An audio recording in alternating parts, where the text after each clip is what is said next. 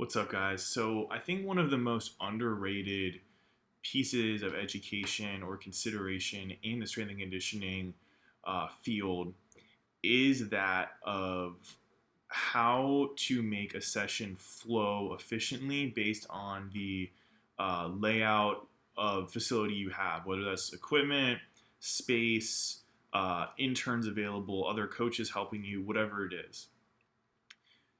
You can have the best program on paper, but it won't matter because, as I'm sure all of you guys have seen or experienced, sometimes it can all go to shit. And that's why it's very important to have that skill as a coach of being able to be on the fly, be light on your feet, whatever you want to call it, be flexible. That's a whole different rabbit hole. But what I'm going to talk about is how to kind of go about developing this skill of laying out a session so that you know in your head before you even start that it's going to run smoothly and efficiently with the least amount of hiccups as possible. Because in a lot of settings, unless you're in the perfect world where you have all the time in the world, in most settings, you're not going to have unlimited time, and valuable minutes can be taken away just from people scrambling or not, having the correct equipment, needing to re-explain things or stop things, whatever.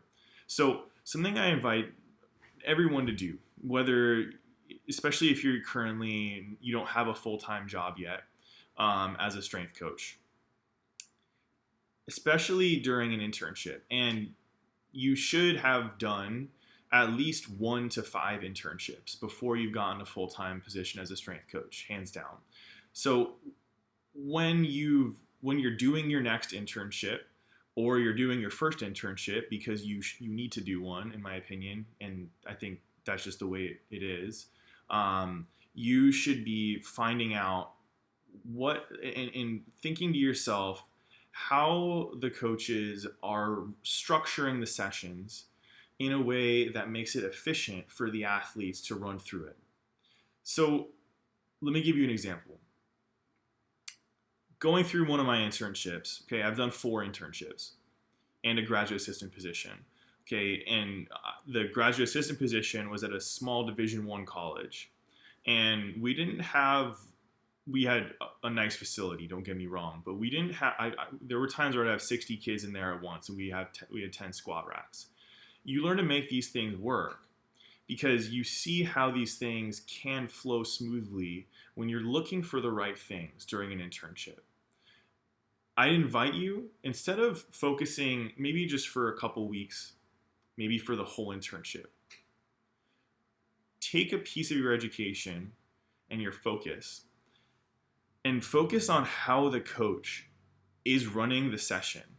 How, not so much, and again, not so much why they're doing the movements they're doing or why it's structured a certain way in terms of programming, because it's easy to think, okay, I need to do, I used to see it as, okay, if I'm not doing my my movement prep first, and then I'm doing my movement skills, and then I go into whatever it is before that, plyometrics, and then medicine ball throws, and then I'm going into my power block, 2 strength blocks, auxiliary block, conditioning at the end, making sure everything is completely laid out, whatever that is, mobility in between, and making sure that none of my big compound movements are at the end of the session, because I don't want too much fatigue and injury risk before hitting those, and I need to make sure, you get the idea, right? You think all this shit too.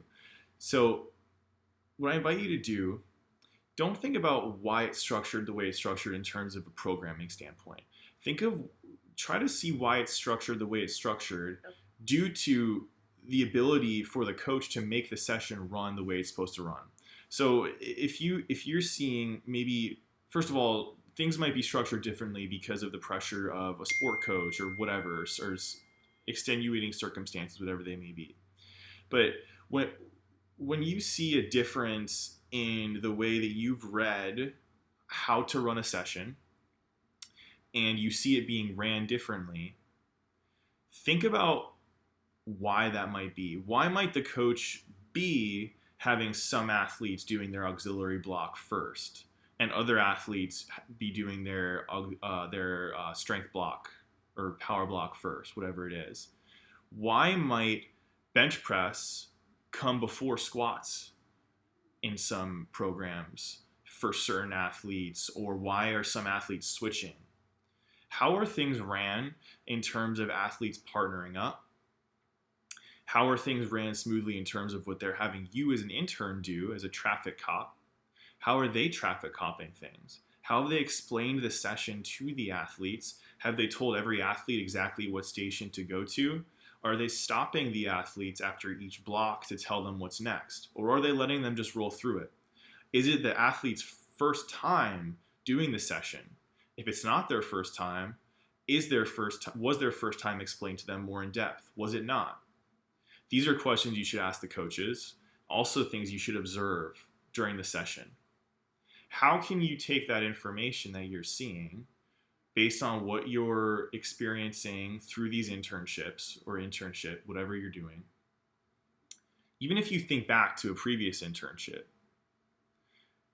whether you've done, if you're in the private sector and you've seen facilities go with large groups of general population and large groups of athletes at the same time, how have they made these things work? This is something that and I don't want to ramble too much on about this, but this is something that should be taught in intern education, because it's so huge and it's such a waste of time, and it looks really bad to sport coaches when things go to shit during S&C sessions.